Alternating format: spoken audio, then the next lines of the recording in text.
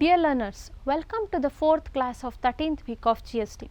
In this class, we are going to focus on registration of e-commerce operator under GST purview. Let us focus on registration of e-commerce operator under GST purview.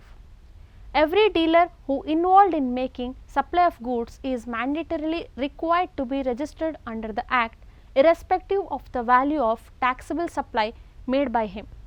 But this condition is not applicable to the supplier of services other than the service providers notified under section 9 subsection 5. Every service provider whose taxable value of supply shall not exceed rupees 20 lakh and 10 lakh in case of special category of states are not required to be registered under GST Act. Registration is necessary for all the states or union territories in which e-commerce operating his business. It is important to get registration by e-commerce operator in all the states or union territories in which his business is or are operating.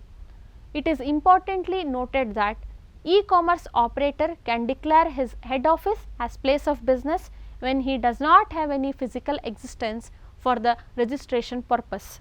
In some circumstances, a registered supplier may be involved in supplying goods or services with the help of foreign e-commerce operator to the customers who are situated in India.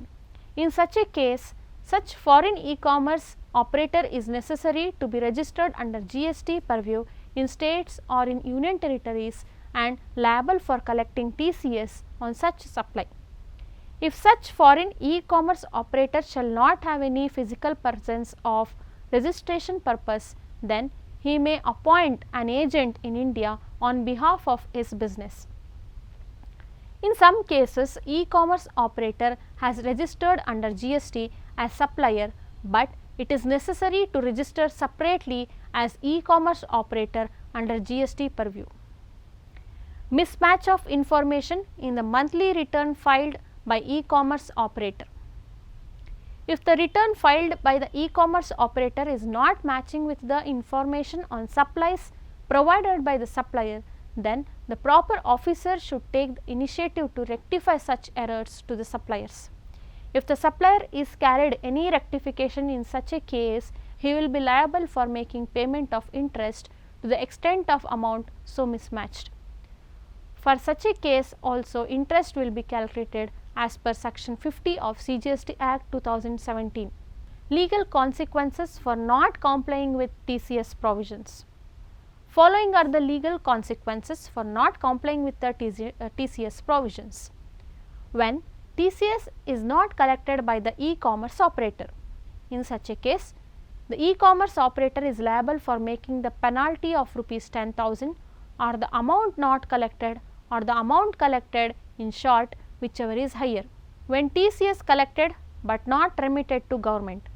In such a case, GST officer will take initiative to collect tax along with prescribed rate of interest, and also penalty will be imposed as per section 122 subsection 1 of CGST Act 2017 when there is a late filing of TCS returns. In such a case, a general penalty of rupees 25,000 can be imposed as per section 125 of the Act. However, if return is not filed, then the supplier cannot get credit in his electronic cash ledger. Let us focus on refund of excess amount of tax collected.